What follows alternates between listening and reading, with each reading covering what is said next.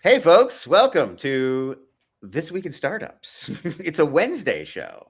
Yes, and Lon is out here repping the illiterate, trying to make sure everyone feels confident in their own lack of reading material. Oh, yes. Show, I thought you were just like, Lon doesn't read, folks. I forgot the context behind that. man, I was going for a lightweight Yeah. jab. I wasn't going straight for the. We got our show to do together, man. We can't start beefing now. Yeah. No, I'm moving. It is an empty apartment. If you look around, it barely looks like anyone lives here at this point. And, for the best. So just because we're not doing the show quite yet, everybody, we're Jason's getting his gear turned on, so we're just kind of kibitzing for a second.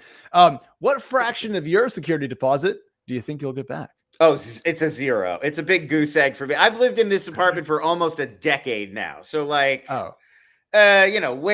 and tear is going to happen. Like, I think it was only like $1,000 I put down to begin with. So got it. I've always loved to do this math. Is your apartment expensive, Lon? Was it cheap? Was it rent controlled? Tell me about it. It was a little. Thankfully, the city of Los Angeles, at least in this area, I think there's a rule that it's 3% a year is the most you can raise anybody's rent. So this neighborhood has become like, even when I moved in, Silver Lake was like a cool place people wanted to live. But now it's like 10 times what it was even then. The whole area around here has got super gentrified. So yeah, they as soon as I emailed my landlord, like, I'm moving out, I'm sure they were cackling and like, yeah, finally we can, this place will probably be like $1,000 more than I'm paying for the next person. No, man. I just think about like how much people pay in rent, or how much I used to pay in rent, versus how many people's mortgage costs much less than that in like the Midwest. I'm like, how much money did I just it's toss into the great maw of rentals? I'm paying the exact same rent in Austin, almost to the dollar that I pay here, and this is a studio, and that is a 2-bedroom house. Can we talk about? Jason just showed up on camera with a suit jacket on and a blue background. Those are both new to me, Lon. What's going on? I don't know where he is. Like, that was going to be the first question out of my mouth if he didn't disappear, was where are you? Like, that is not the ranch. But he's back. He's not on his ski trip anymore, I don't think. So yeah, we're as dumbfounded as you folks. We're as clueless as you. Hopefully he'll pop back up again shortly, and we can. Yeah, we got a huge show. Oh my God! Yeah, I'm really excited about Founder Friday. At the end of this episode, we're going to preview the 16 competitors who are facing off in our Founder Friday March Madness bracket competition. Some really cool. But I sort of. We used to do stuff like this all the time on This Week in Startups. And I always felt like sometimes you get amazing companies and it's exciting and cool to talk about. And then sometimes the submissions are like, I don't know, we're going to have to like artificially act enthusiastic about these founders because we don't want to crap on anybody who's just getting started and building a company. But not every idea is a great one. But no, this crop of companies, they all feel like, oh, this feels like a real company. There weren't a lot of like, oh, that's kind of a silly pitch. I don't think that'll work. So I'm looking forward to it. Yeah, I am too. I also absolutely adore that.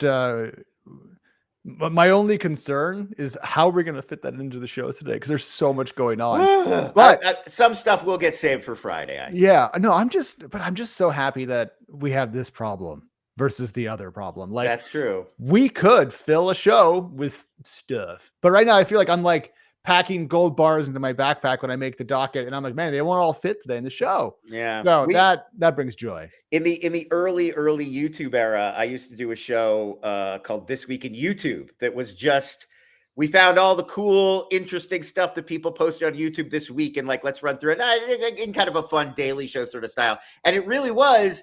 There were weeks where I was like, man, what am I going to put in the show? We've only got like 3 or 4 good things, because they're just, and that was like on all of YouTube. And it's like, today you would have the exact reverse problem, like where to even begin. There's a million great things on YouTube actually every day.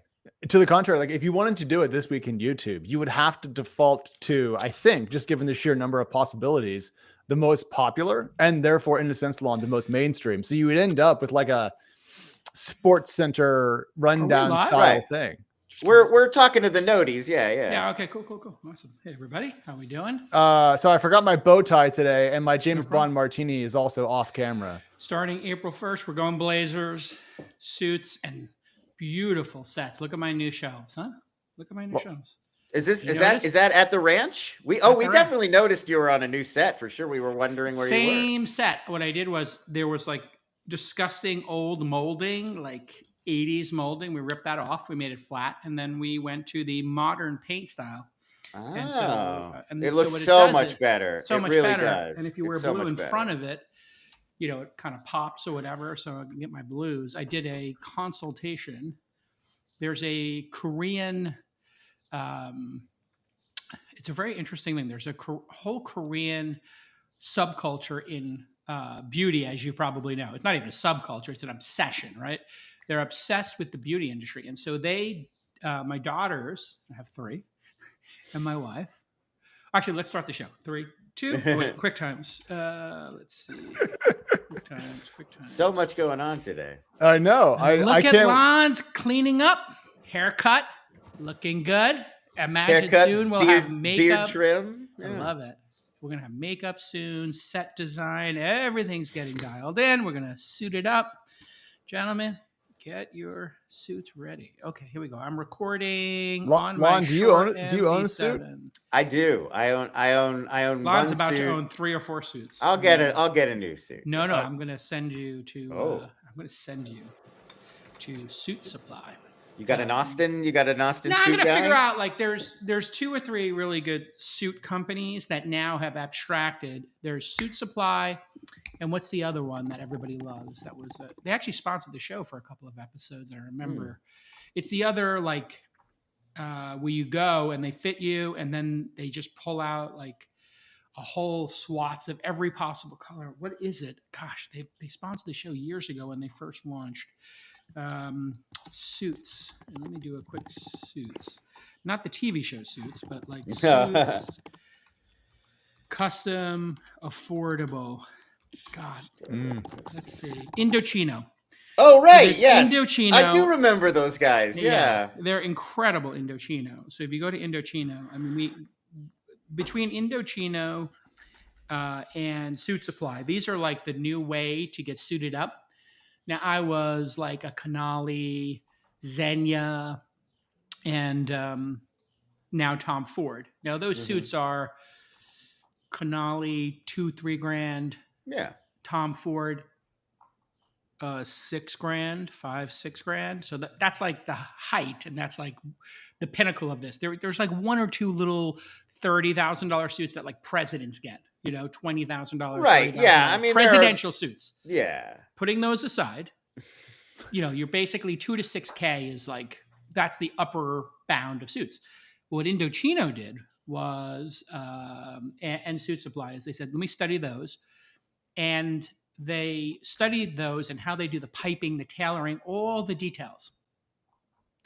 And then they made it into a product or service. So let me do that. 1, 2, 3, 2.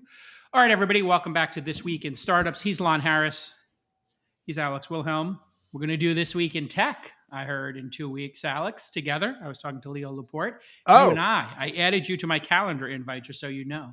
We're both going to do it on, I think it's April 6th. We're doing it on a Sunday. So you and I will be we'll be bringing Twist to Twit. to Twit, yeah. We're just going to drop the S and show up. That's going to be hilarious. Hilarious. Now we should get Molly Wood to show up. It would be great. Yeah. Classic foursome. So didn't mean it that way. Let's cut that. Cut that part. Oof, man, when you say these words, sometimes you know when the words come out of your mouth, Lon? I think foursome you go to can chase be a them group back. of 4 people. That's not necessarily. Okay, I don't good. think that's a. Perfect. Okay. So anyway, because you do a foursome in golf. Right. Exactly. I mean, you could say quartet, but foursome, it doesn't necessarily lean sexual. I don't think. Yes, exactly. 3, 2. All right. Alex and I are both going to be on Twit soon. This Week in Tech. This Week in Tech by Leo Laporte. He was the godfather of podcasting, along with Dave Weiner and, of of course, Adam Curry. He tried to hire me away in the early This Week at Startups area. You remember that? Oh, I didn't know that. That's he tried. great. Yeah, he tried to poach me. I didn't know that story. I didn't want to move to Petaluma, so I turned him down. But okay, but Petaluma, having beautiful. been there a bunch of times for Twit, lovely. No, it's not a knock on Napa Valley. Yeah, but it's just you're an LA guy. You're an LA guy. Right, I didn't want to go. I didn't want to go. Too small town for the cosmopolitan Lon Harris. Exactly. Anyway, long story short, April 6th, tune in. Twist on Twit. Drop the S, and Alex and I will be there talking shop with our guy. Yes. Leo Laporte, who, really did inspire a lot of us. He was a radio guy who then started doing tech TV and G4 TV. Kevin Rose got inspired. That's where Dig came from. I got inspired. That's where Twist came from. A lot of people inspired by Leo Laporte, who was just the radio guy who figured out how to do live streaming. And he has done so many episodes of Twit every Sunday. I think he does it at 2 p.m.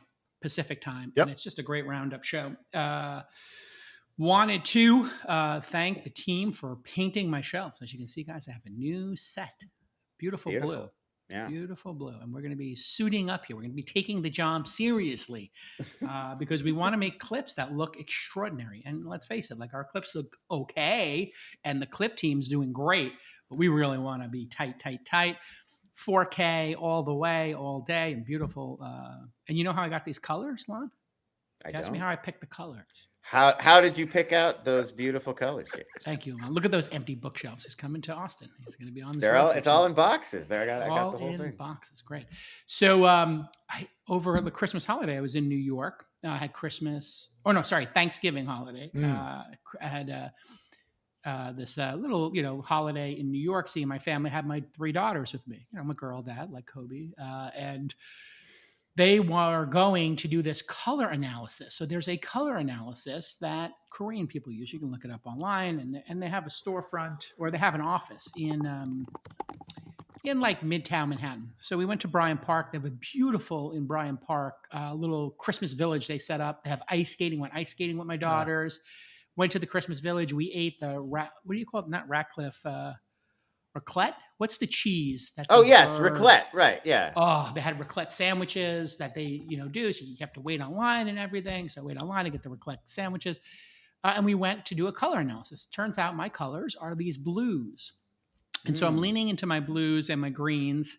And my wife and the team here just spent weeks and weeks dialing in this beautiful blue. And I'm getting the lighting right. I'm just taking total ownership of set design for myself. But I got the color analysis done, and my daughters got it done. It's really interesting. They put these little swatches on you, and then they move them back and forth. And the guy from CNN, there it is. So this is like a color analysis. So I did what you're seeing here, where you sit there, and they do this color analysis, where they put these different colors in front of you. Lon, red's not your color. No. It's not your friend. Really? It's no. Not? My mom, the last time I wore this shirt on this show, my mom wrote me and was like, that shirt looks great on you. What it is red is not good on anybody, almost anybody, because it creates too much flushness in your face and everything. But this, what do you have on there? Black, or is that like a gray, Alex? It's like a navy blue. This is a blue-green athletic shirt that I like because it breathes. Beautiful. It looks good on you. Thank that you. color might be working there. The red maybe creates too much vibration. Anyway, putting all this aside, it's a very cool thing, and it actually works. And so shout out to them. And you can go get your color analysis. There's like a bunch of people who do this. Anyway, that's how I got the blue colors here. A little announcement for this week in startups. When we do it live, Monday, Wednesday, Friday, 12 p.m. Texas time, 10 a.m. left coast time, 1 p.m. right coast time. I got it right? Okay. I made a decision. I was talking to Leo Laporte about politics. And it's like ruining every conversation about tech and startups, right? It finds a way to inject itself, right? Like we're all sitting here and we want to jump on the Signal story, I bet, because that's the crazy story of the week. And there's a tech angle. Obviously. Here's my announcement. We're going to focus on founders, startups, how to build your startup, how to build your team, how to work on your product, and how to really absolutely adore and study your customers. We're going to talk about big tech, obviously, because that affects little tech, right? And then we're going to talk about technology. But I'm going to backload. We're going to do OT, Twist OT. I just came up with that right now. That's the overtime. Where we will just go YOLO at the end of the show about political topics, about all this other nonsense, pop culture, etc. So if you listen live, you'll get OT. But if you get the podcast, we're not going to keep inserting this stuff into there because it's maddening. We can't talk about tariffs every week when we've got so much other great content. So let's get right to the great content. If you want to do the overtime, go to YouTube, search for This Week in Startups, go to X, follow TWI Startups. We're also streaming on TikTok and Instagram. So there's right now between 0 and 3 people on each of those platforms. Please go search for us and follow us. Maybe just in our internal Slack, ask our team to go follow the account and open it up and say a comment if you don't mind. Because if they open it up on their Instagram or their TikTok, we're going to then be able to at least wake up the channel. So if you could help us wake up those 2 channels, we think that there's potential there. I've been having a lot of time there. Any thoughts on Twist Overtime and my concept? My one thought is I feel like even though the money angle, we're not like desperate for the cash like a lot of other creators, there is like this would be perfect for like a Patreon or like you could have those YouTube subscriptions where people kick in like an extra $1 or $2 a month to like subscribe. And then it's like, if you subscribe, then you'll get the like extra Ben 20 Shapiro minutes does too this, hot right? for Twist. Yeah, exactly. Or like Caleb Hammer, that financial audit channel. I like, he does the post show, but you got to be a member, $5 a month. And then you get the post show. And that's where they delve into all the tea, all right, the like so 2 ideas there. We got Twist Overtime, we got Twist Overtime Pro. What do you think, Alex? I think it's a really good idea. And in fact, when you said, I bet you guys want to talk about the Signal story, I looked at the docket. And what's interesting is that we don't have it in there, Jason, because I felt like I don't know if we could add much that would actually move the ball forward, because I think every angle in that story, it being such a bombshell that light's been shot at there from every possible side. We could go over some stuff, but I don't know if we could really move the ball forward for founders. So I like it. I want to ask a question though. So I always try to find something that we can all kind of laugh about to start the show. Sure. I love a little laughing. Yes, please. Yeah. And so when GameStop announced that they're going to become a Bitcoin treasury company, I found that to be intrinsically hilarious. And so I stuck it in the intro section. Perfect. Is that too far away from the founder I think that this is an interesting commentary because, founders aspire to be public companies and founders fail and they have to pivot. So I do have a take on this. For those of you who don't know, Michael Saylor, friend of the pod. We've invited him on a million times. He hasn't come on. He begged to come on. And then when I invited him on, he unfollowed me and stopped coming on. Should we reach out again? I'll keep reaching out to him. I would love to talk to him. I don't have a personal problem with Michael Saylor. I think he's doing the most audacious betting strategy I've ever seen in public markets. I don't know why more people are not talking about it. It is audacious and insane and brilliant, depending on if Bitcoin hits, let's call it $500,000. Sure. If Bitcoin never hits $500,000 or it crashes, he'll either be a modest success, excuse me, he'll be a modest success, or it'll be a complete disaster and everybody will say, who didn't see this coming, right? So it's got basically 3 possible outcomes. If Bitcoin goes down to $30,000 a coin again, and he gets liquidated or some craziness happens and the stock collapses and it trades at 80% of the 500,000 Bitcoins he owns, people are going to go, oh, we all saw that coming, didn't we? He's speeding into the turn. Of course he flipped the car. If it hits 100, 200, 300, 400,000, he's going to look like, wow, that was a really good trade. Yes. He figured out how to triple people's money in a time period where it doubled, right? And he basically has to double from here to hit break even because he's trading at 2 times, I believe, the valuation is roughly 2 times. So if it was 2 times, he has to hit Bitcoin has to hit like $150,000 for him to have the valuation of Mr. MSTR is his stock terminal, for him to be like at 1-to-1. The value of the company equals the value of the Bitcoin, something like that, ballpark. And there's a bunch of websites that show you the net asset value, NAV, to the valuation. So what is it now? It's 1 point. I was trying to find it for you, Jason, but I ended up on this chart here, and I'm not entirely sure where I'm supposed to look. So if you've seen this, so this is net asset value, right?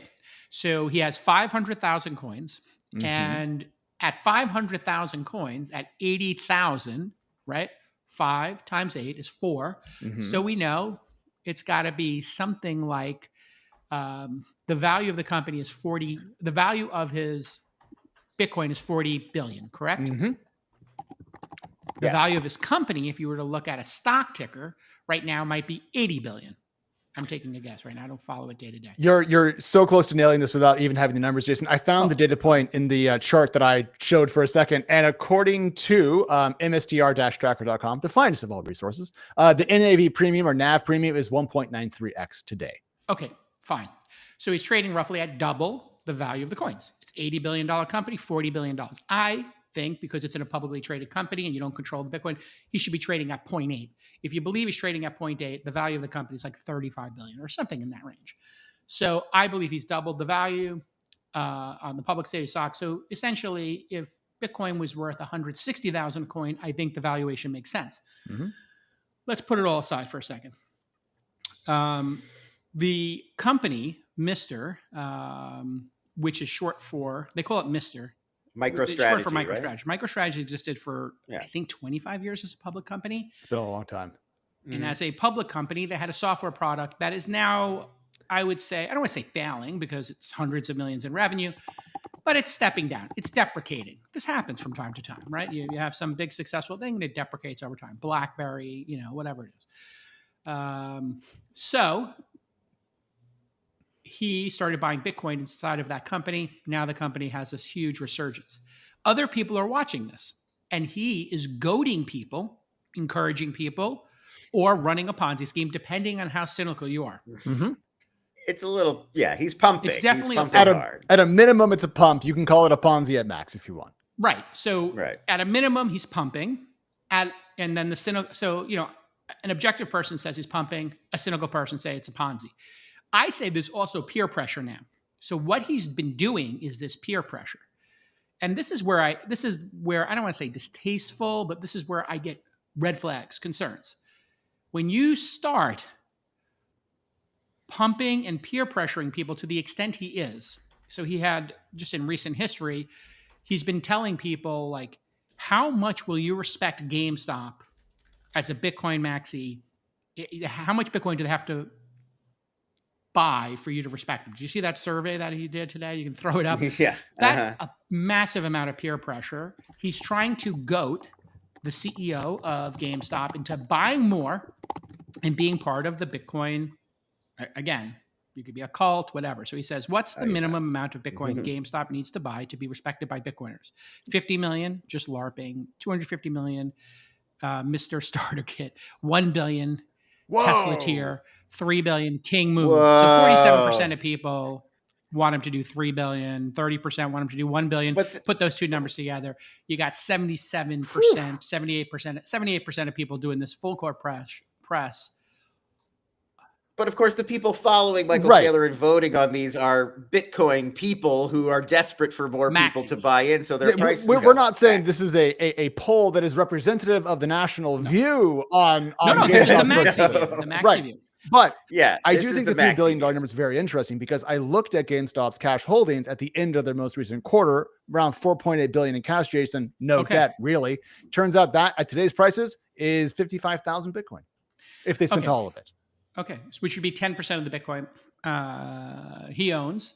And then he personally owns like 20,000 Bitcoins or something in that range, maybe 17,000 or something, which is of course, huge conflict of interest I've explained here before. No matter what happens with MSTR, he will have taken his Bitcoin, which I think he said he owned on average for like 10,000 a coin. Yeah.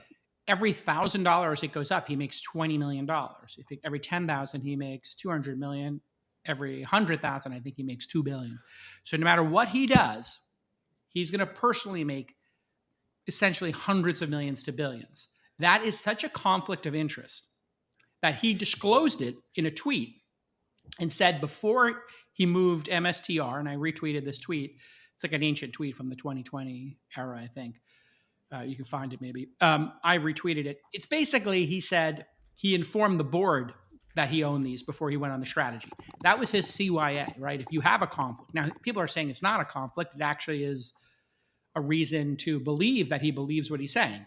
but it's a conflict because, like say, I don't know, a president or something, if you were owned a certain number of coins and you put them in the treasury, that'd be good for you. Here, some have asked, this is dated October 28th, 2020. Yeah, Somebody 2020. read it and let's see what it says. Yeah. So, some have asked how much BTC I own. I personally hodl 17,732 Bitcoin, which I bought at $9,882 each on average. I informed MicroStrategy of these holdings before the company decided to buy Bitcoin for itself. So, Alex, you know what that is, that tweet. Yeah, that's him saying, CYA. Don't sue me. Yes. Yeah. Don't sue me, bruh. I told the board, and he, as if he's not in control of the company, right? He's not in control of the strategy. It's pretty clear he controls the company. I don't know the exact governance, but he's the CEO. He's on the board. I don't know how many shares he owns. I don't know if he has super. Or is he just the chairman? There's some strange names they have inside of the org. But let's be honest. If you think about MicroStrategy, do you even know the name of the man who runs the software division? No. Couldn't tell you anybody. So anyway, he's the executive chairman and co-founder. So who knows what level of control he has over it, but he wants to make sure people know, hey, it is a conflict. He's admitting there it's a conflict, and it's a serious enough conflict that I have to inform the board and make sure I get their approval. Because if he didn't, and he did it covertly, that would be like SEC or like the classic SEC. I don't know about this new SEC, come down on him with a bag of bricks. Pressuring GameStop into it, I think it's a great move for GameStop to put every dollar they have into this. All right, so because GameStop has no business, right?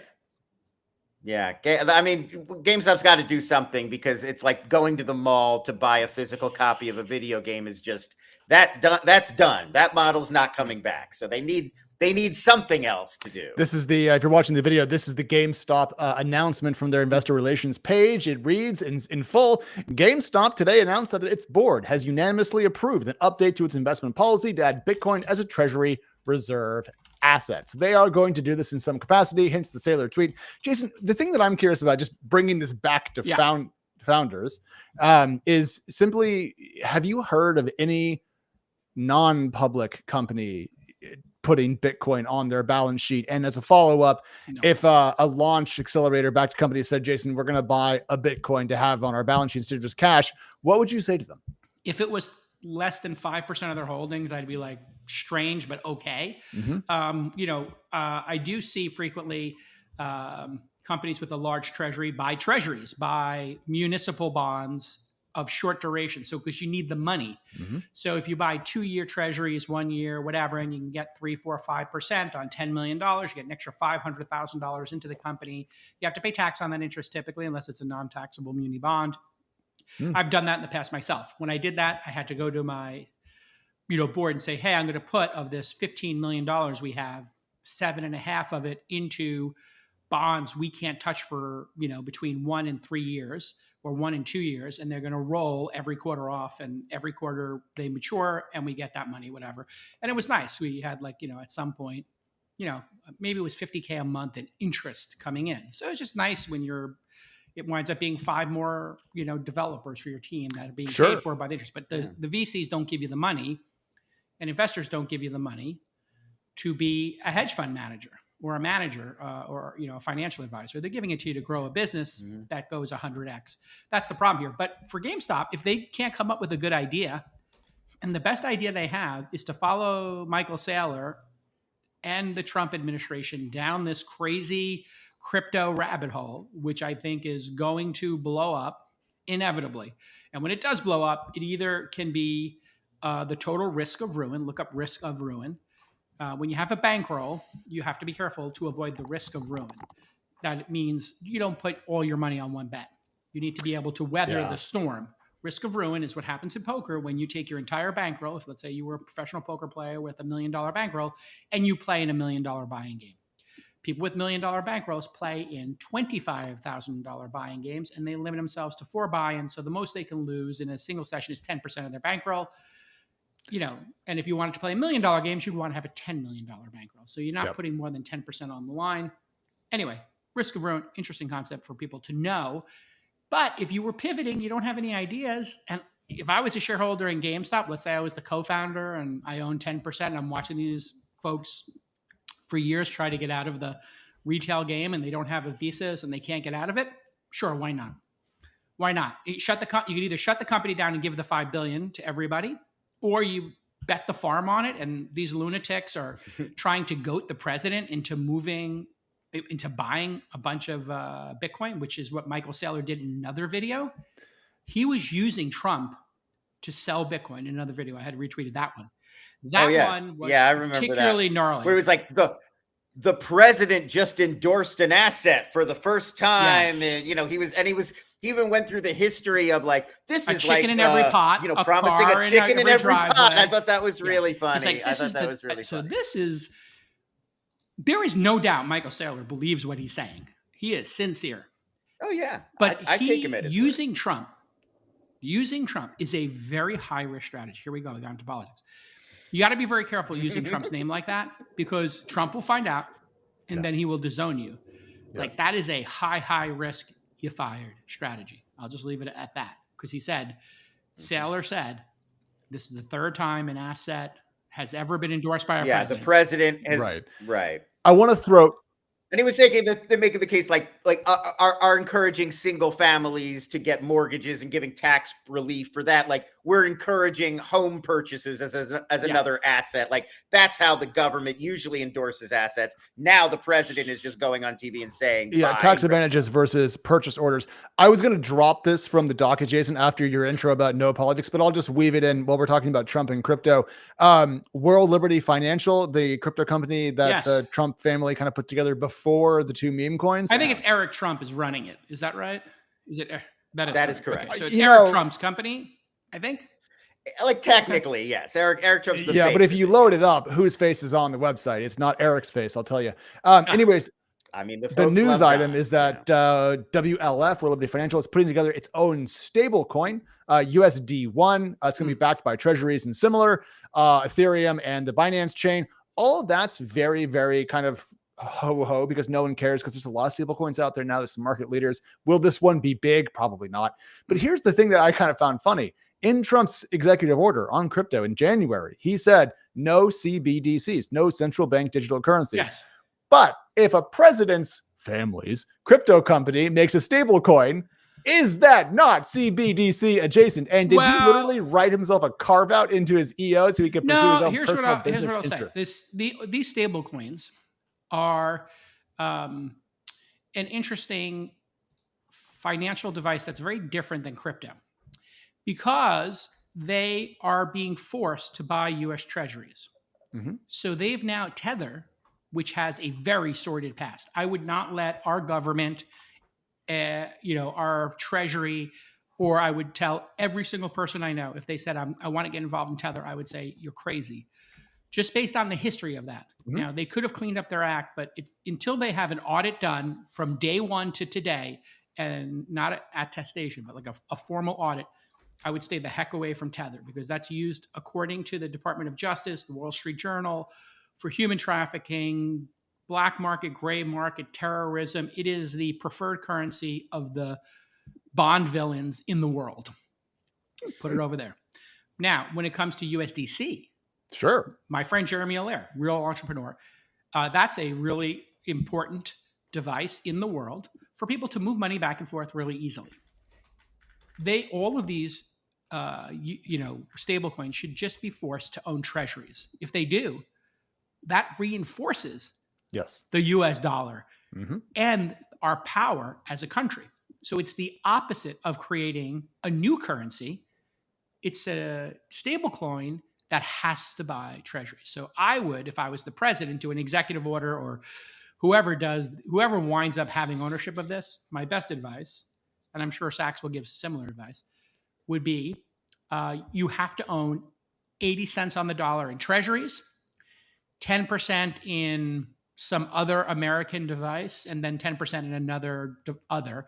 Has to be audited, or maybe it's cash, That's what I was going to say. Cash would be good. Yeah. So maybe it's 80-20. There's some formula that in order to do this in the United States and get a license, you have to do that. And to have the license, you have to pay 1% to be a stablecoin on your holdings, or maybe it's 10 basis points per year to the government. So you pay rent essentially to the USG for you're already using doing the that USD. with the treasury, right? Because you're buying the treasuries, so you get interest on them. But just some way to license it and regulate it. Everything we do in life is licensed and regulated here in the United States, from hotels to taxis to buying gasoline, milk, gambling. Everything has like some little consumption tax on it. Almost everything does. And so why not have a crypto or a stablecoin tax?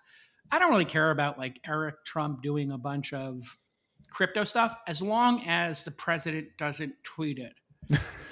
Well, good luck where with you that. start getting into okay, but bringing this back to startups, a couple of things. One, we had Circle's Jeremy Allaire most recently on the show on episode 2004 when we added Circle to the Twist 500. Yes. And I do want to point out two other stablecoin related startups that are on the Twist 500. The first one is Stably. I don't have great graphics prepared. I'm just going to show websites. Sorry, everybody.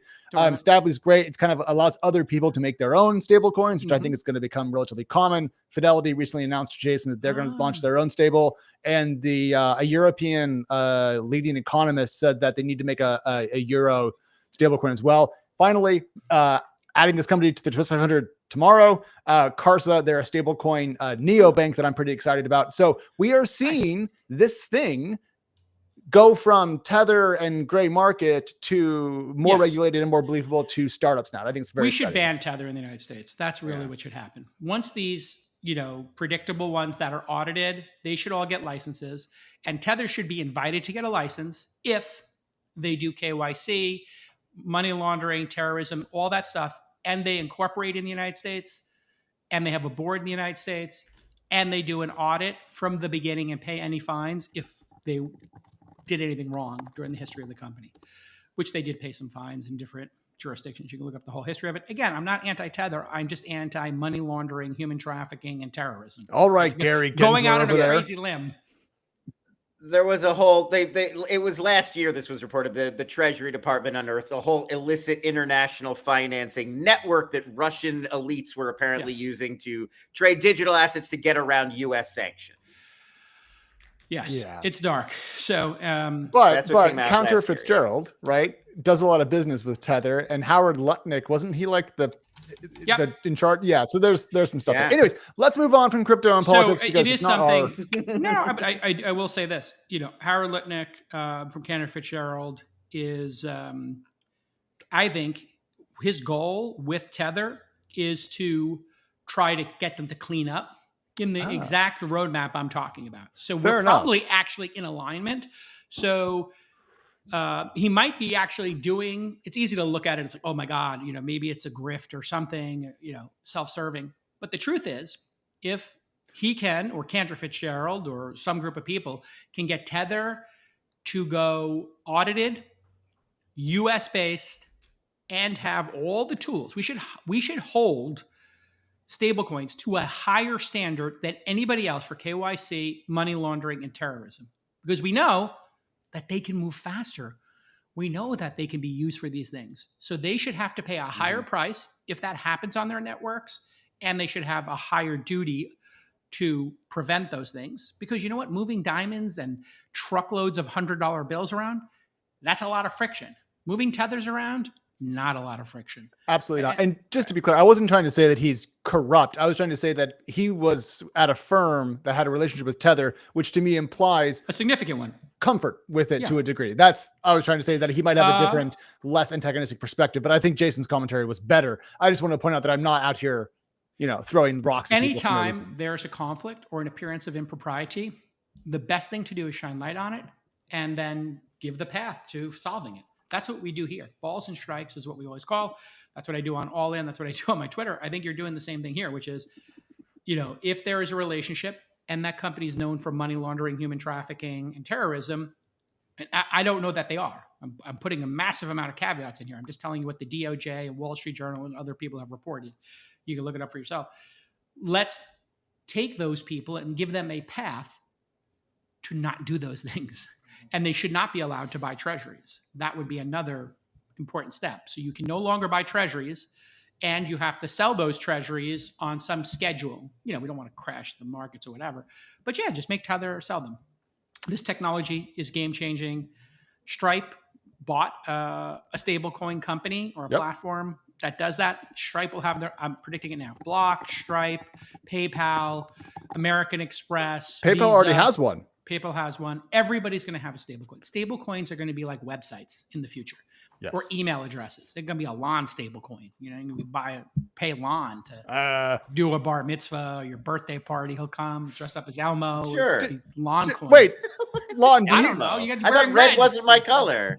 I didn't realize that Lon was a child's entertainer. I mean, in another timeline, magic, another timeline, it could have happened. It could have happened. Let's keep going. Was right there. It was touch all right. and go. Speaking about being upfront and staying on top of things, and the shining light on the appearance of impropriety, let's talk about 11x, the startup backed by Andreessen Horowitz. TechCrunch put out a story about this. Some of the notes included that the company had customers sign 1-year contracts with a 3-month break, and that it may have been misreporting revenue after customers had broken. Essentially, they turned their annual contracts into trials. An employee said that they were kind of massaging the numbers. They may have left some logos on their site too long after they weren't really customers. The company has pushed back, Jason, but I want to start with that and get your feedback. Okay. So it's all alleged, right? And the allegation the platform is denying the TechCrunch report. That's important to point out. So the company made, they had customers sign a 1-year contract with a 3-month breakup clause. This turned the annual contracts into effectively trials. This is not in and of itself anything problematic. When I do 1-year contracts with people, I'll have a 90-day out. I'll sign a 3-year contract with somebody with a 90-day out, a 30-day out. What it means is I just have to give you notice so we can offboard, and then that company doesn't have, if they had dedicated some resources to it, let's say, an account manager or, a contractor to work on your thing, you just have 90 days to let that person go and to inform them, hey, we're going to just offboard you, whatever. So that in of itself, not a problem. But when you start using the logos of customers and you start using weird terms, contracted ARR, CAR, this is a very abused number. I have been getting, and I have had situations, I'm going to make an amalgamation, where founders told me they had this amount of revenue. And what they meant is the contracted revenue. And then the contracted revenue didn't match the money coming into the bank account. When you're dealing with any type of investor who is, let's call it smart, thoughtful. Any of these words you'd like to use, Alex. Any smart investor is going to say, what was 2024 revenue? What is 2025 projected revenue? Give me a chart of monthly revenue. I have had people then give me a chart of contracted revenue. And I said, no. Who's your accounting firm? I want the actual accrual-based accounting where you take your 12-month contract. Let's say they paid it in advance. They gave you $100,000 in advance. It's $10,000 a month. They gave them a discount of $20,000. I want to see that $100,000 divided into 12, and I want to see it, put into each month that the service was delivered. And we know that it could get canceled. So if you have churn, which people do, typically 5, 10, 15% churn a year. Some people have negative churn, which because people are adding to their existing contracts. So you have the same number of contracts, Lon, but you go from 10 people to 50 people in your Slack account. So you're paying 5 times as much. So 10% of people, leave the product, but then 50% of the people, 10x their usage of it. You get all this, math and fun with numbers. Just fun with numbers is a very dangerous game, because if you're selling shares of a company and you confuse the person buying the shares, then you will get a knock on the door. Hello, SEC here. We would like to talk to you about a special term called securities fraud. No, you never want to hear those words, by the way. You hear those that knock? Not good words. Is that knock coming up on the microphone? Oh, it absolutely is. Oh, yeah, we can hear Hello? the SEC. Lon? Alex? It's the SEC here. It's a scary moment. I remember opening the door and somebody... Oh, really? You've had the SEC knock on your door for securities fraud? You've been served. Wow. Boom. And I look at this piece of paper.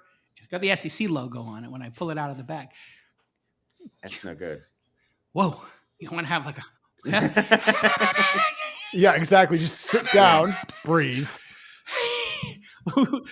You have to go in your box of documents stacked in the powder room and start Yeah, going exactly. through them. This isn't like, Mar-a-Lago. What is this?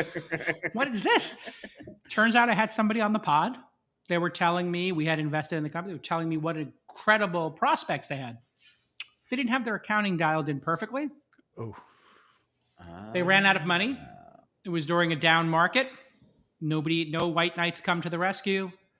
The SEC had somebody tip them off that not only the company claimed to be profitable or break even, but then they are out of business because they couldn't make payroll. And then they submitted, Jason's an investor.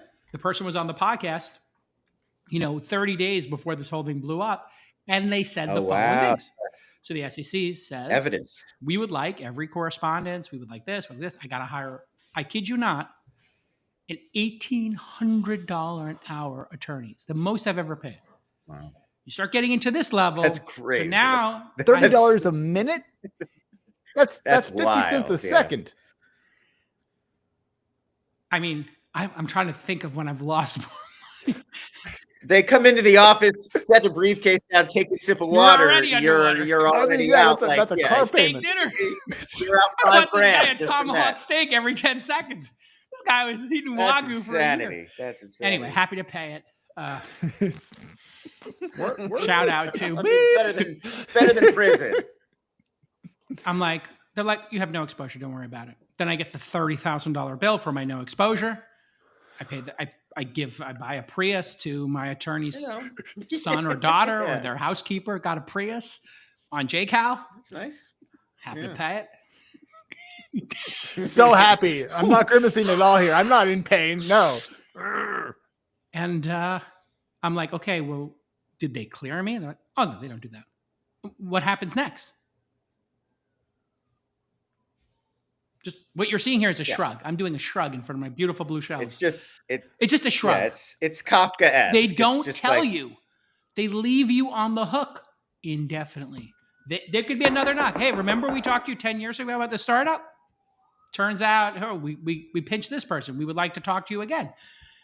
That's the problem, I think, with how the SEC is run, respectfully, is that they have so much power and they have a very important mission and they're very principled people. But man, they need to be a little more interactive, and like maybe wrap things up so I'm not sitting here sweating bullets and maybe, but anyway.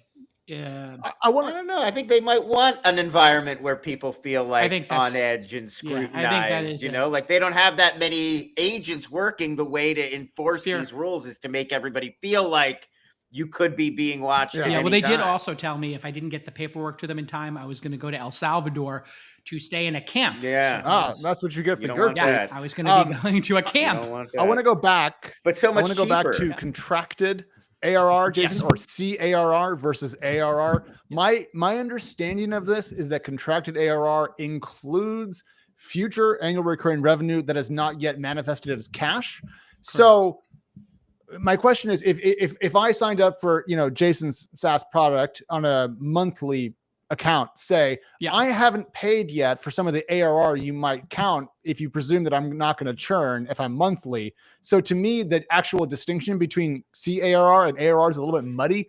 Can you, in idiot terms, explain it to me? Because I was trying to prep and I couldn't. So I think the way most people do it, and this is a term that I've only seen in the last couple of years people lean into. Okay. Any contract signed, I sign a 10-year deal with you for $100,000 a year. I have $1 million in contracted revenue.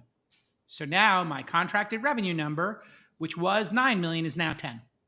Now, what are the chances you stick around for another 9 years and 11 months? I don't know. What this does is it incentivizes the team of sales executives. Notice I didn't say sales guys. I said executives here because I also drink from just so you know, you may have seen on my Twitter, I use a Contigo. I don't use paper cups anymore. I'm a good person. Yes. Just want to make sure everybody knows when I emerge signal what a good person I am. Somebody sent you a message. I'll have to send it to you about they think you need the next size up Contigo. Oh, think I should go 20 ounce from the 16 ounce. On your They were commenting on your Contigo choice. I'll tell you, that's my travel Contigo. Here I do at the ranch have 20-ounce ones that I use when I go on my hike with my electrolytes, because again, I'm a good person. It's a water bottle? Contigo is my favorite. A lot of people are Team Yeti. Contigo is like the Fort Knox of beverage containers. I feel comfortable putting a Contigo in my backpack with my laptop upside down. Ah, I see. Okay. Right. It has a lock. Mm-hmm. It's sealed. Right. And it has a button you have to press with a little bit of force. With the Yeti and some of these other things, man, I feel like that top could come flying off. This one screws on and it like locks in place. We're a Yeti family, but Jason, I never told you this. Last April, we were in Napa or Sonoma for the Liquidity Summit. Yes. And we had those gift bags for people who came. I ended up with one of the water bottles. Is it a Yeti or Contigo? I don't recall, but I just want to say I brought it home and I gave it to my wife, who's a big water bottle person. And not only did she love it, she's used it like every single day since then. And I have never really bought her a successful gift because she's kind of picky, particularly. So shout out to you guys for picking those. Those were great. Yes. And so I think if you have an incentive, if you show me an incentive, I'll show you a result, right? Show an outcome. This is not the incentive you want.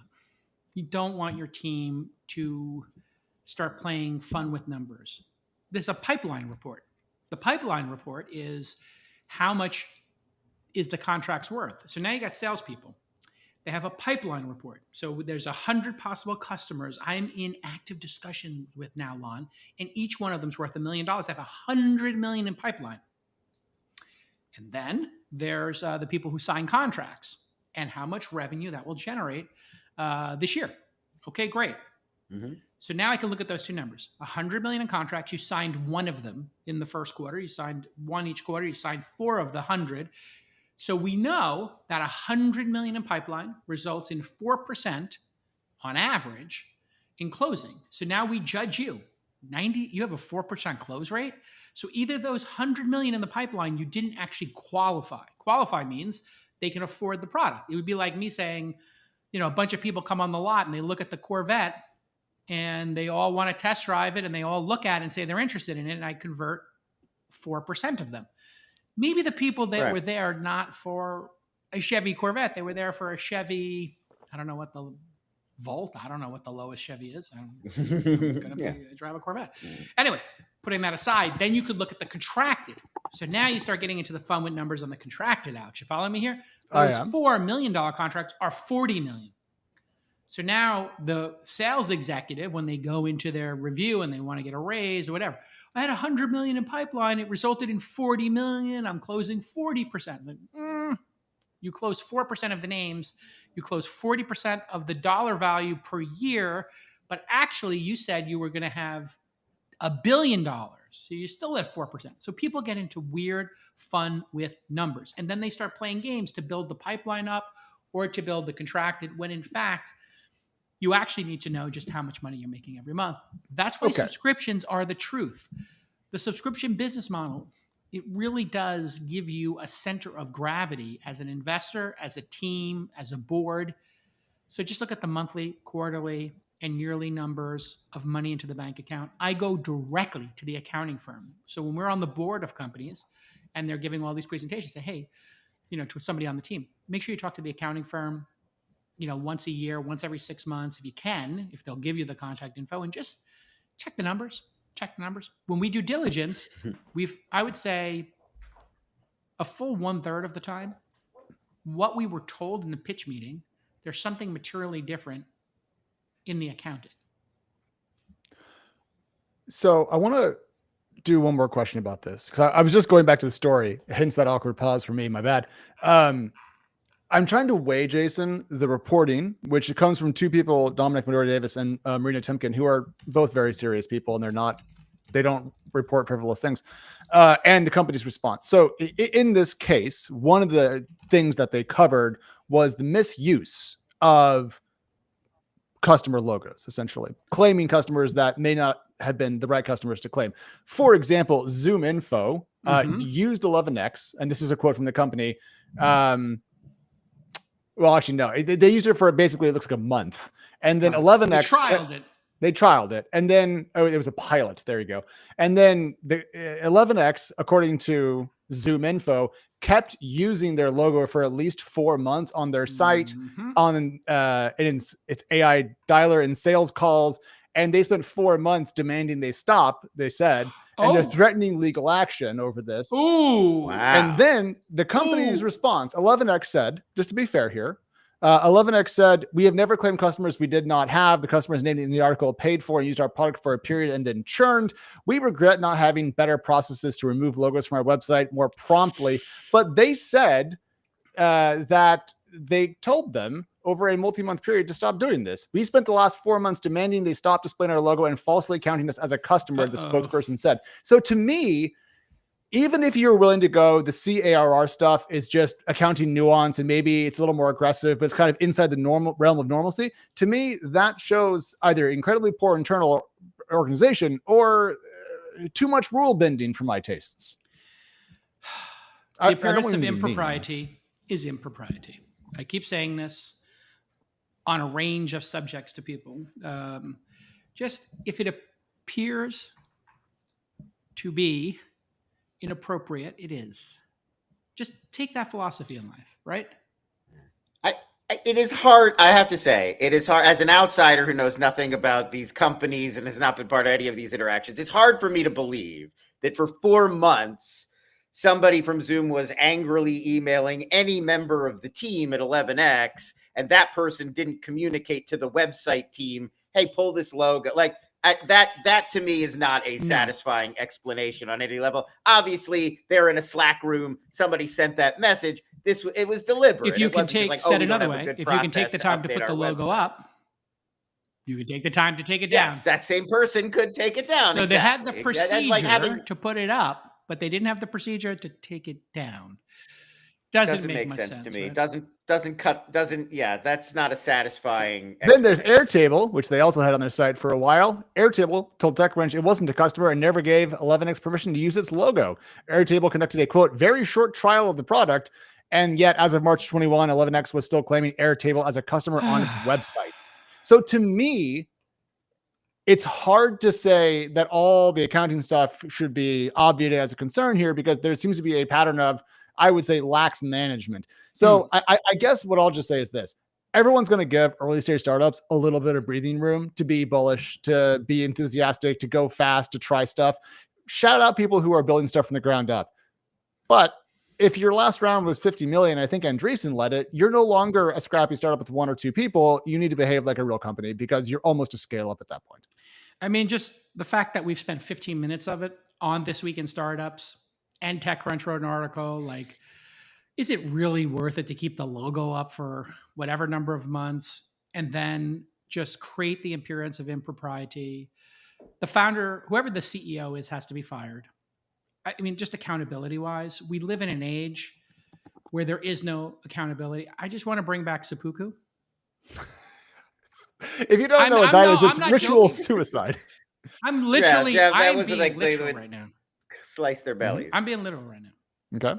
I think society was high functioning when people felt so much shame when they did things wrong that they would take their short sword. You know, samurais carry 2, as you know. They would take their short sword, they would bow their head in disgrace, and they would slice their stomach open and let their organs flow onto their lap to show how disgraced they were and to free everybody from having to do a 15-minute story on This Week in Startups about this and TechCrunch. Now, Jason loves our new internal timestamps because now he knows how long we've been on a single 15 topic. minutes. Yeah. Okay, but just Jason, literally take your sword, cut your belly open, let the entrails flow. Now, he's not being literal. To be clear, he's being figurative. I'm being 100% literal. Figurative. But here's what I want to happen. I want somebody on the board to stop the person before they cut their entrails open. So I want them to be committed to commit seppuku. They're willing to do and then, it. Right. Which does happen in the samurai movies then all somebody the time. stops The them. No, guy's no, no, about to do it, and then the master's like, "You don't need to do this. Yeah, this. you've proved your loyalty." Oh, it's the Bible story about the guy who's just told by God to sacrifice his son. Sometimes they go through with it, but I do think we live in a period of time, yeah, where people literally will do any number of things that are putting shame on their family. In this case, it's their investors, their employees, their board, everybody. Mm-hmm. Just cut your belly open. That's my best advice. And then somebody stop them. I learned from Shogun, the most recent series, about the protocol. I didn't know you always had to have a second. Like you slice open your belly, and then it's somebody else's job to cut your head off as you're dying. And that was a whole like honor thing too. Like sometimes the person committing seppuku would ask like his lord, like, "Will you be my second?" And then the lord would go, unaware of no. this. I'm unaware of this part of the ritual. Like you could it would be an additional way to shame them to refuse to be their second. That's brutal. If they're going to do it. But I just want to say, Jason, I thought we were trying to not discuss Signalgate, poor national security, and the Secretary of Defense, who has yet to, I joke. The way that I phrase this in a slightly save it for overtime, gory fashion is bring back shame. Like, I think the new model ownership. Yes. Next story. Anyways, one last thing. I have a picture here of all of 11x's investors as they react to the news while putting on a smile. Oh god. Oh wait, no, it's backwards. Damn. I wanted crying face in the back and happy face in front. This is the danger with live memes. Anyway, I do think like there is something to be said for just owning your mistakes. Please, just own your mistakes, folks. Man, it's just we made a mistake. We'll do better. I just want somebody to. Will somebody say that? Anybody on any topic, just say, you know what? Could have done better. I say it all the time. Could have done better. I would change my behavior there. I would refine how I said something. You know, I'm always like trying to just be a little bit better. Anyway, let's keep going. All right, let's keep going. Jason, you want to talk about opinionated people? We're going to go for another 20 minutes on the same story. No. We're gonna cut it down in post. Cut it down in post. We got a lot. What do y'all think in the chat room? Should seppuku come back? Yes or no? Someone's not going to understand the Firefest 2. Yeah, well, they're trying. He's trying. Billy's out there. I had him on the program. I had Billy on the program. No, I didn't. Yeah, I had him on the program when he said he was going to do Fire 2, and I was like, "Why should anybody believe you?" And he's like, "They shouldn't." I was like, "Self-aware." Did you see like last week the island where he's planning it for the like. The sort of political leaders of the island were like, we've not been in touch with anybody. There's no event. We don't know what's going on. He's doing the same. I mean, it's kind of like Kanye. Like it's like, oh, he's like, I'm better. Can I have my social media handles back? And you give it to him, and he's like, right to the same stuff. Wow. Okay, next story. All right, Jason, you want to talk about Chinese AI? There was a great piece in Bloomberg digging into a diffusion of AI technology across China in the wake of DeepSeek, and also a deluge of releases from leading Chinese companies in the tech space. I had been keeping tabs on this, but I hadn't actually quite noticed how many big things had dropped. So just to give people a little taste, in the last couple of weeks, Alibaba dropped QWQ32B. This was a new 32 billion parameter reasoning model that was quite good and cheap. Also, Ernie X1 and Ernie 4.5 dropped from, I think it was Baidu. That was a new reasoning model and a new foundation model. Yes. And then Alibaba's former subsidiary Ant, I'm not quite sure how the corporate ownership there works today. They came out with a cool new way to train models more inexpensively and also to use a mix of homegrown and NVIDIA chips to do so. So the AI market in China is cooking. Yeah, the way I would, position this is in the same week, we have Grok dropping stuff. I think ChatGPT dropped some image stuff that's going viral today. Yeah, they baked in basically like a DALL-E type image generator into the main ChatGPT, so you can request images right from the main. I have an example. Oh, okay, go ahead. I have an example of Jason and I, so I'll bring it up. So I uploaded a picture, a still from Twist to test this out. And you guys are the film guys. Studio Ghibli. It's Miyazaki. They did Princess Mononoke, Spirited Away. Are they paying Studio Ghibli for the rights to this opportunity? No. I'm sure they are. I don't know. No. I mean, this is such a copy. This is, if it's Studio Ghibli's iconic style, I assumed that they're making money from it. That was my assumption. That is, I don't think there's a lot of basis for that assumption. I don't think I've heard about a licensing deal, and I honestly feel like Miyazaki would have put the kibosh on I think a that's licensing absolutely deal. correct.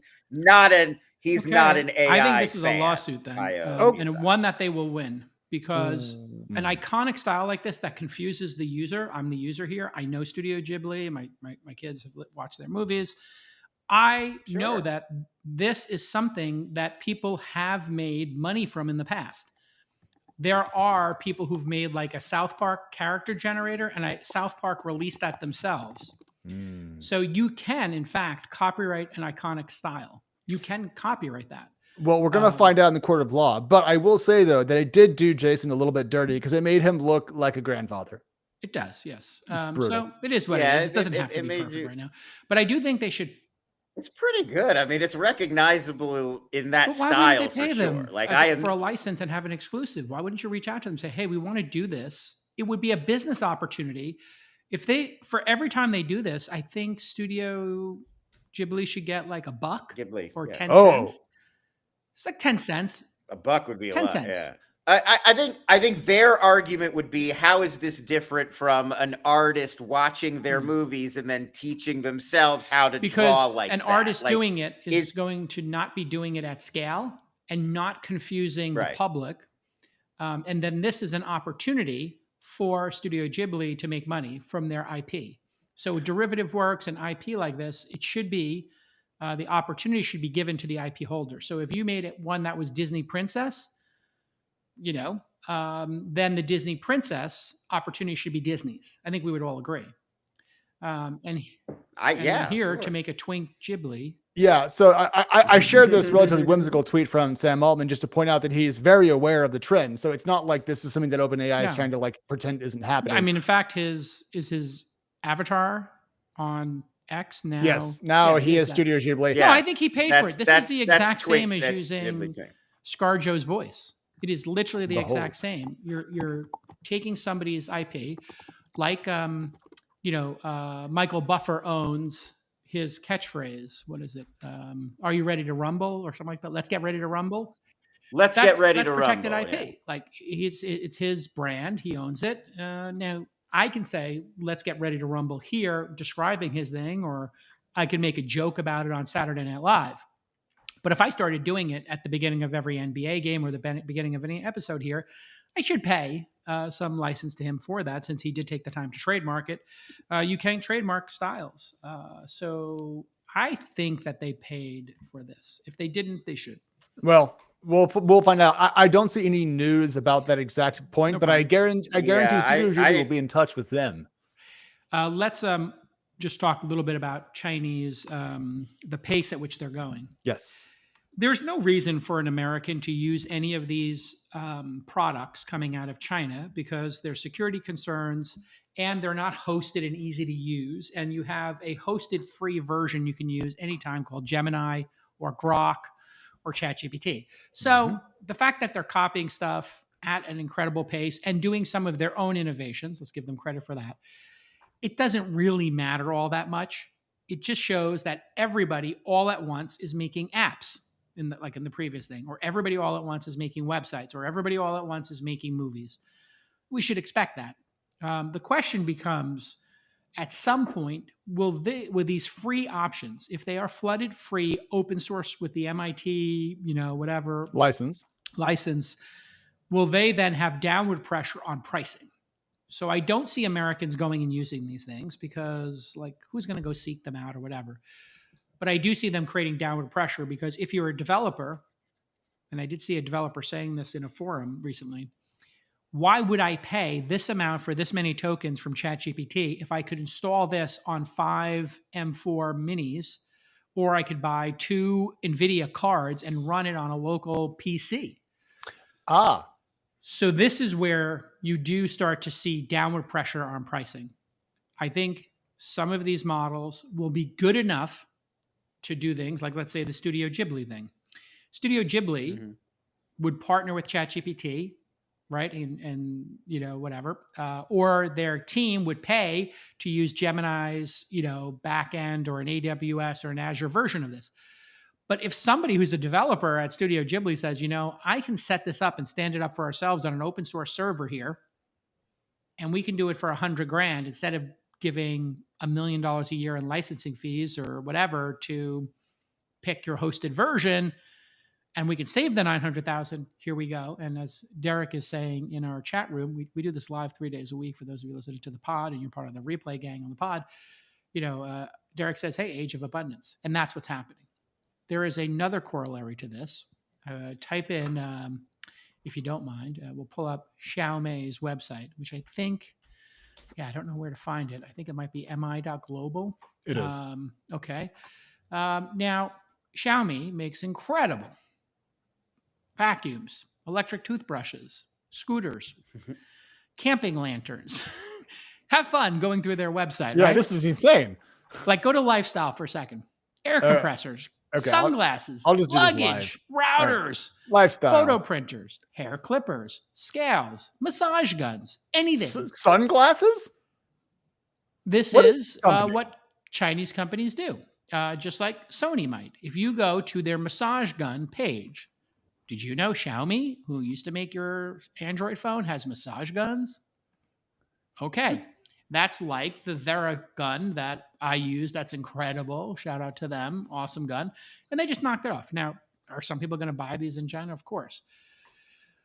The question is becoming, how far can they take this? So I would like you to, now it's not on their website. I don't know why, but type in Xiaomi SU7 Ultra. Yeah, I know where we're going with this. SU7 Ultra.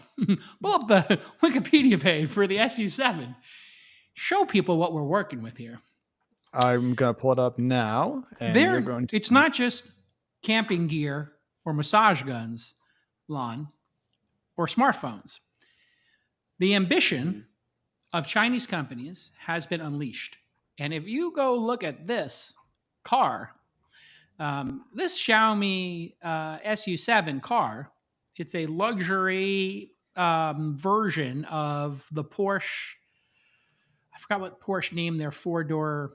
Not the Panamera. Is it the other one? It is the Panamera. Okay. I think you're right. Yeah, it's not the SUV. This is like a four-door sports car. People are losing their mind about Xiaomi's cars. They're making a range of cars now. This is a phone company.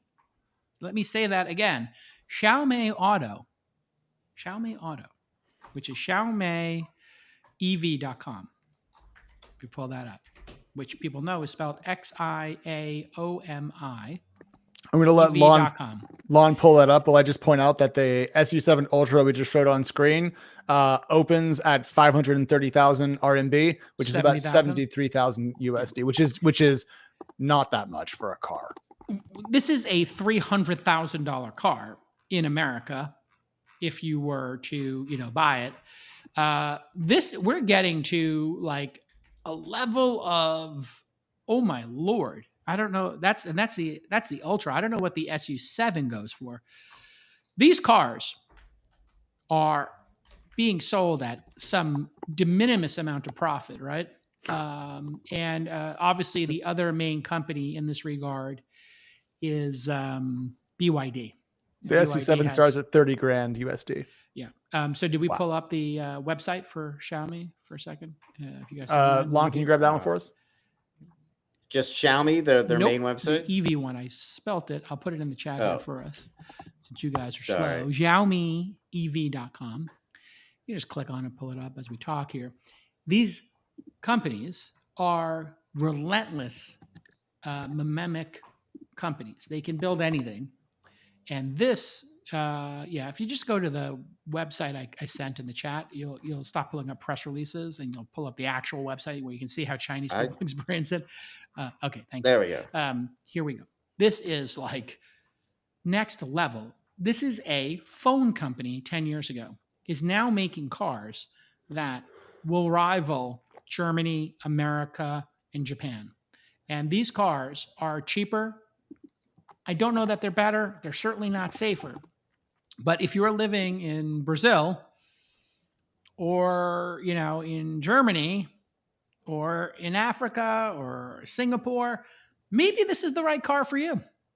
Maybe this is half the price. And so the copying now is getting faster and better. We had TK Travis from Uber on All In a couple weeks ago, and he was talking he said, I can't overstate how quickly this all occurs. And that was his experience 10 years ago building Uber in China. They can copy so fast and so great that they will create downward pressure, which then, of course, makes more choices for customers, and you're not going to need as much money to buy things. So the same thing that happened with your USB cable with Apple, how Apple was charging you $30-$40 for a phone charger, and you're laughing because you can go on and get an Anchor cable, my favorite brand, for $6, $7, $8. Maybe they're actually, my Anchors are like $10 for those, and they're better than the Apple ones, right? They're better. This is where we're going to be at, and it doesn't matter if it's an LLM, doesn't matter if it's a cable. Yeah. Some group of people are going to buy from the Apple Store, the official one. Some people are going to buy the Anchor one. Some people are going to buy the cheap one. Here it is, folks. I just want to say, to underscore Jason's point about DeepSeek's really rapid rise in the AI game, to make the point about Xiaomi getting into cars, I put together a timeline just for our notes, but I'm going to share it here because it's pertinent. So I didn't realize that it was only back in last May that DeepSeek dropped V2 of its foundation model family. Then September was 2.5. December was V3. That was the real kind of breakout moment for DeepSeek, I think, in the AI community. Then they dropped R1, their reasoning model, in January. That's the one that blew up globally. In March, they dropped an improved V3, and R2 is supposed to be coming quickly. So inside of 1 year, we could go from DeepSeek V2 to R2. That's insane. And I think it's very bullish, not for the price of AI models, not for the price of AI inference you can charge commercially, but for the impact of AI technology writ large. And if I was a startup that used AI models in my tech, I would be stoked, because everything I build is going to get 5% better a month for the next couple of years. And that's just a great technology tailwind to have underpinning your products. I want to jump to this Israeli VC, Gili Ranan.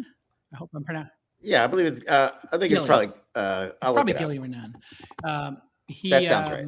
I guess, was an investor in Wiz. He was on Invest Like the Best, a really cool podcast that I've been on, from Patrick O'Shaughnessy, and he explains really how unique Wiz was, because they were selling into, we talked about sales earlier in the program, how they were selling into 4 different personas, and that those 4 personas were actually one. Let's just do 30 seconds from Gili. All right, here we go.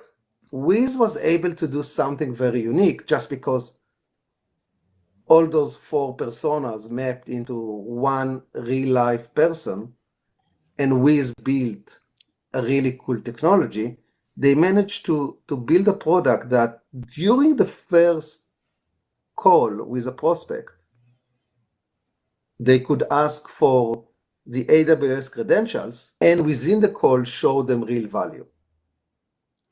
Okay, so we did that edit. He didn't give us exactly what I was looking for, but in our edit, if you go start it at the beginning, he lays out the 4 personas. It's okay. We made a shorter clip, and we left out for? the part I wanted to talk about. So what he says is, the person that has the pain point being addressed, that's one persona.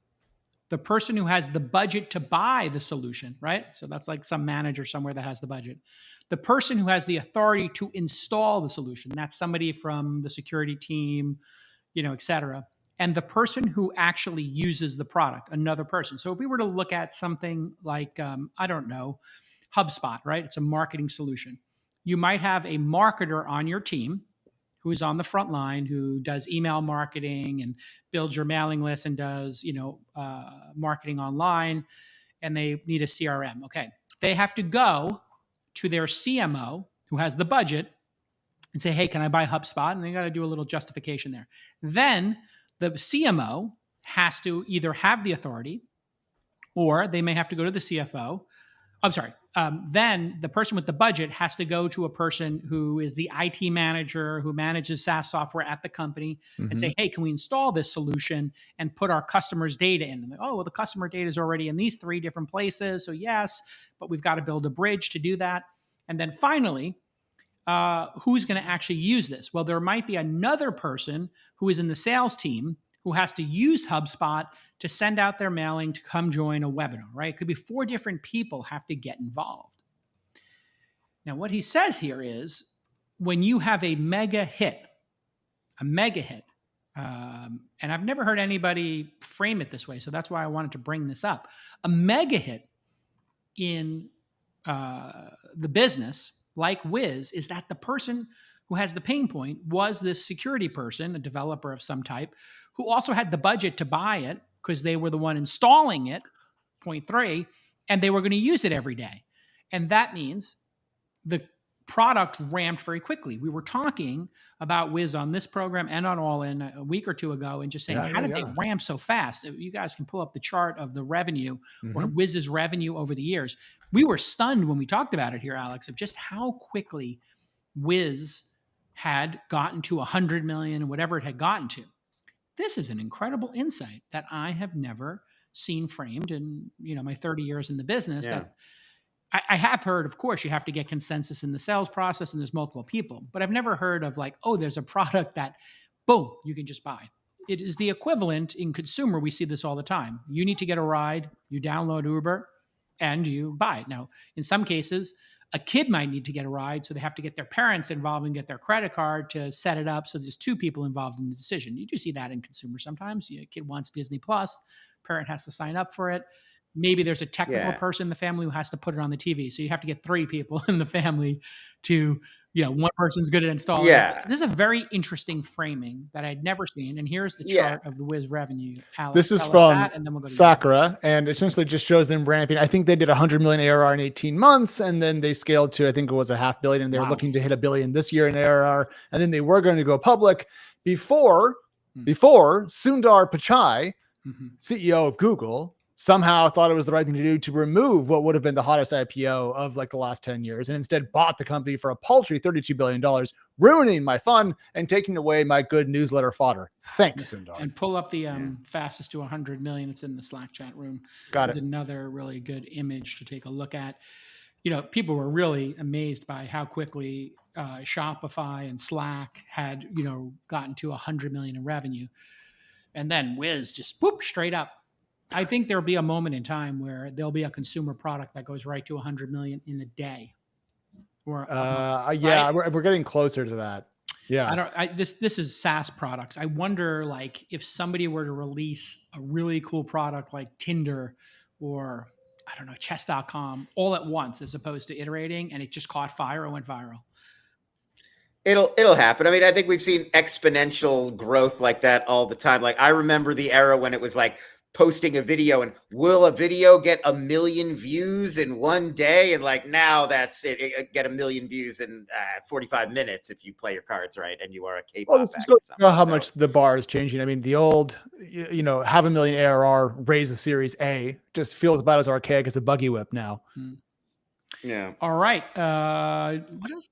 One thing I would add is Gilly does say, if you watch that whole clip, that like not every successful company needs like all 4 of those personas to map onto one person. It's just when it does, it's like this magic. Let's in post put in a fuller clip and then take out my we'll put in the right one. Can I ask a mechanical question here, Jason? Sure. People talk a lot about ICPs or like ideal customer profiles. Yes. And when I was at Crunchbase, we actually had a number of different ICPs at the time that they were kind of going after at a sales perspective.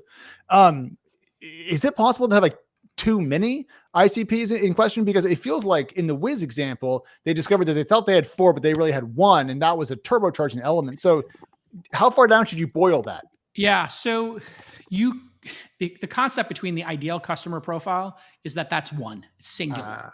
Okay. Got it. And that there are other customer profiles, of course. So for something like Crunchbase, people didn't know this, but I had built that business like 20 years ago. We called it Venture. There was Venture Source, Venture Wire, and we did Venture Reporter. And we would sell for $500 a year the ability to go into this database and see all of the people who had raised money in the management team. And we did a little interesting thing. We had a V card. V card was this like thing you could click on and would add it to your address book. So this is 20 years ago. 25 years ago. I did this in 2000.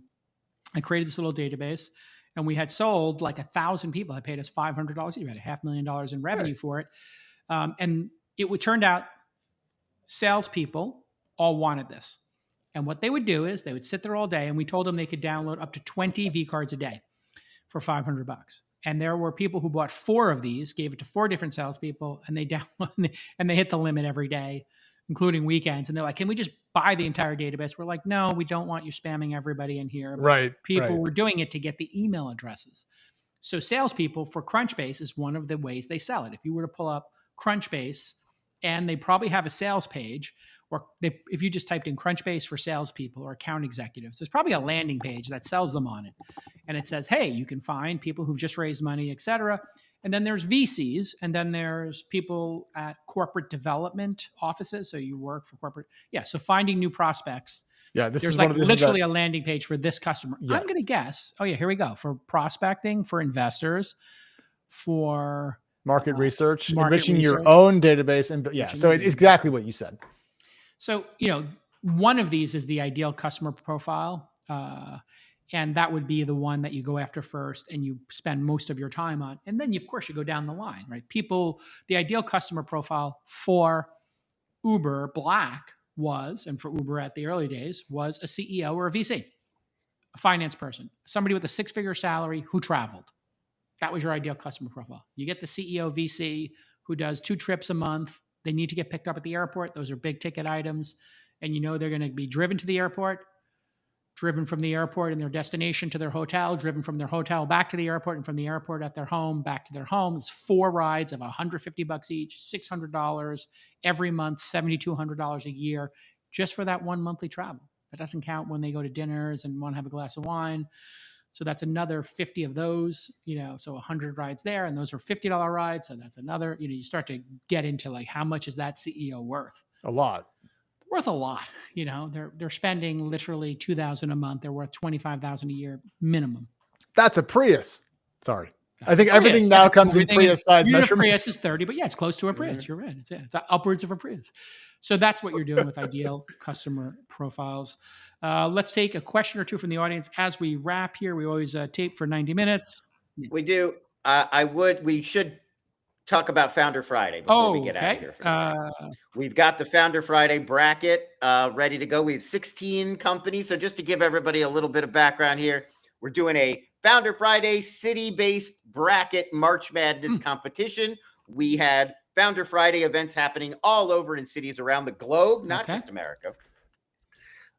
16 of these cities picked a winning startup from their community. Those 16 are now competing in the This Week in Startups March Pitch Madness bracket. And I've got a little bit of info. I've got the log line for all 16 of these companies. Wow, look at this. We have Houston, interested. Boston, Austin, Quincy, New York, Philadelphia, Zurich versus Florianopolis, Brazil. Sydney, Arlington, Chicago, Denver, Yerevan, Armenia. Shout out San Francisco, Yerevan. and Portsmouth. Wow. And Portsmouth, they're very excited in Portsmouth. I saw a few tweets from them today. They're fired. We're going to see each of these pitches for 2 minutes on This Week in Startups, and then I pick the winner. We can. I mean, I've got all the videos. So if you want to watch the pitches on Friday's show, we absolutely can. I also have just like a very quick description of all the companies. If you'd rather. Well, I think the way to do it is these are 2-minute pitches.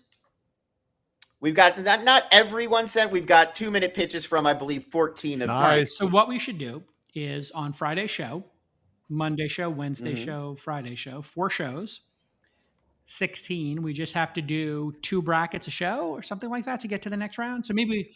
Sure. We could do 2 matchups per show, and that would take us four episodes. So we do 4 matchups per show, 2 minutes each. 4 times 2 is 8 minutes. 8 minutes of duration. We do it in 15 minutes per show. Why don't we have Lon and I each assign one of us one of the 2 companies that's going up against each other? And then why don't we also help kind of pitch them? And then Jason can kind of. But one issue with that is Monday and Wednesday show. I will not be here because I'm driving. Okay. I can go with Alex. Austin. Yeah, okay. Alex can pick it up. You two. I trust you two to do it. We could also try to go faster. We could dedicate a half hour to it and do 8 of them and just boom, get through it Monday, Wednesday, and then have the excitement for Friday or something. So why don't we start Monday? Okay. Today's Today's Wednesday, so we'll take Friday off, and then we'll start this Monday. Okay, we have next Friday week. off. What do you mean we have? And then Friday I'll be off? back.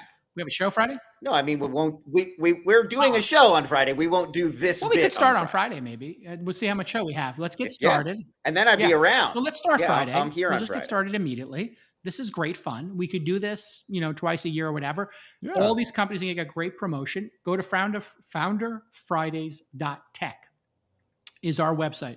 What is Founder Fridays? You get 6 founders around a table, no more than 6. I'm locking this in. It has to be 6 going forward. And then you have to start a new pod. So you could have multiple pods, but I want a leader per pod. So let's just make sure we communicate this with Ray, who's managing with us, and whoever, Maddie and Corinne from our team, I think, are doing this as well. We want to lock it into 6, always 6.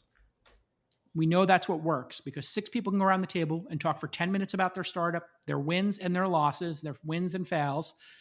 That's the format of a Founder Friday. You can do it every Friday. You can do it every other Friday, but we're doing first Fridays is what we want you to commit to with 6 founders. You could start with 2 and then you just get to 4, but you can't go over 6. When you get over 6, I want you to take one person from the 6, start a new pod. So we could have 6 pods in New York. They could all get together at the same Friday at the same location, or you can go to 2 different locations, one in Brooklyn, one in Manhattan, one in Bronx, Boogie Down, whatever it is. So it's going to be 6. So let's explain this on the website. 6 people. The format is, it has to be this. You go around a table, you talk about your wins and your fails, 1 or 2 minutes for each. Then you have the remaining 7 minutes in your 10-minute allotment for the other 5 people to give you feedback on your wins and your fails. I think the best way to do it is to go around the table, 2 minutes each, wins and fails, wins and fails, wins and fails. Everybody writes down. Then anybody in the 6, you go around the 6 again, they ask people and they give their best advice to the other 5 people.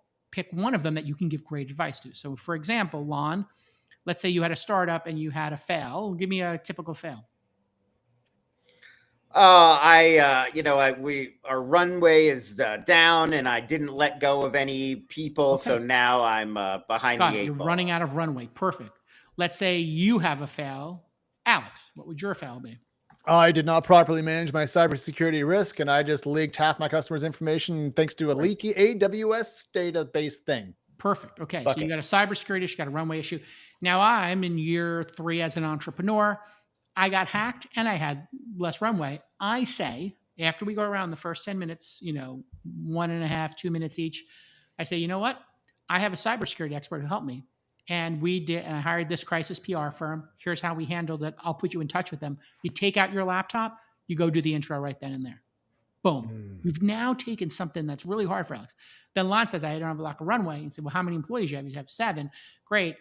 Why don't you put 4 of them onto an hourly basis for 10 hours a week each, starting next week, 2 weeks from now, you give them a little bit of runway and you tell them, hey, I can only keep you for 10 hours a week. Is that okay? If not, I understand. And then you've extended your runway from 2 months now to 7. And now you have the time, you'll hit break even and then you can raise money. I did this. It's hard to do. And you get that encouragement. That's what I'm looking to happen here. If you want to sponsor a pod as a lawyer, accountant, cloud company, you go to the founderfridays.tech site. You pick what city you want. You'll wind up on River. River is our platform we're using to do this. If you have a podcast or a community you want to build, I think somebody's going to, instead of taking a podcast and building a community about it, I think somebody's going to just start by building a community. I think somebody will be like, I want to create a community of vibe coders. And they create a vibe coding community on River. I'm not going to do this. I don't have time, but ours is for founders who have existing companies. So start a Founder Friday chapter. Has to be 6 people. Has to be 1 hour. You have to report back.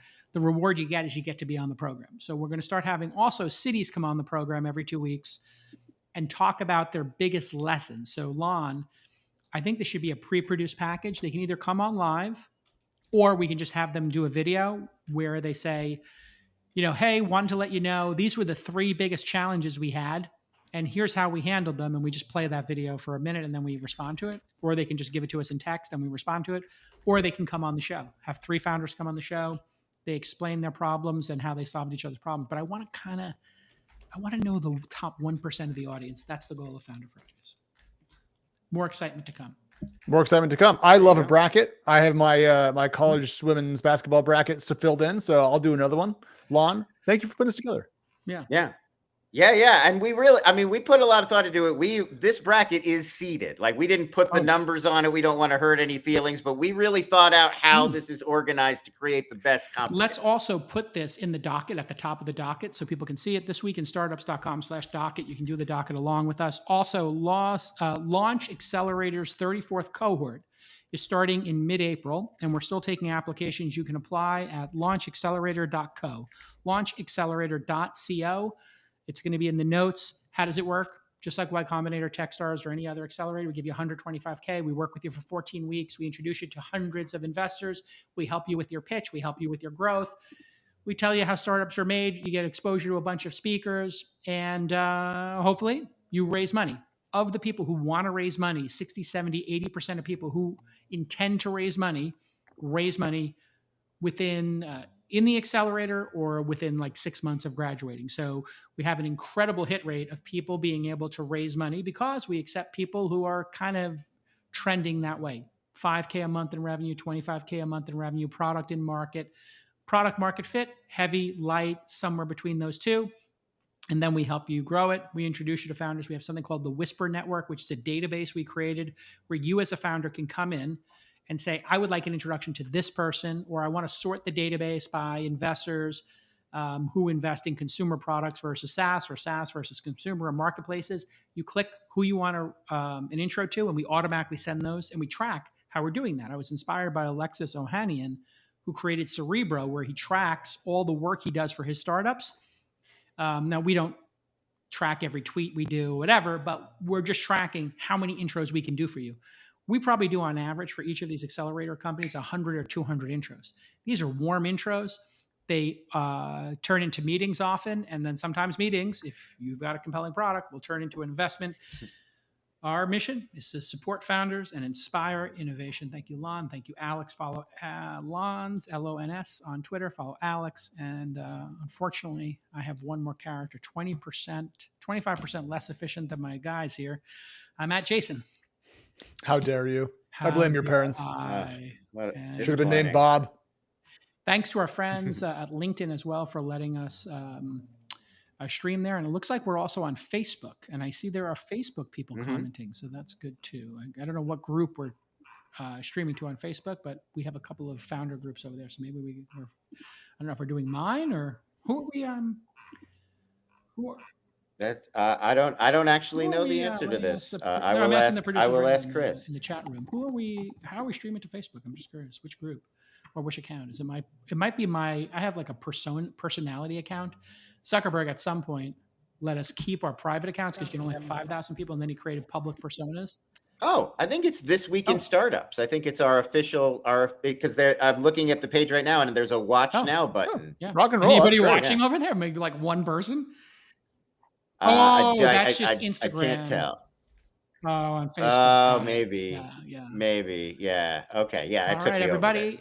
We will see you.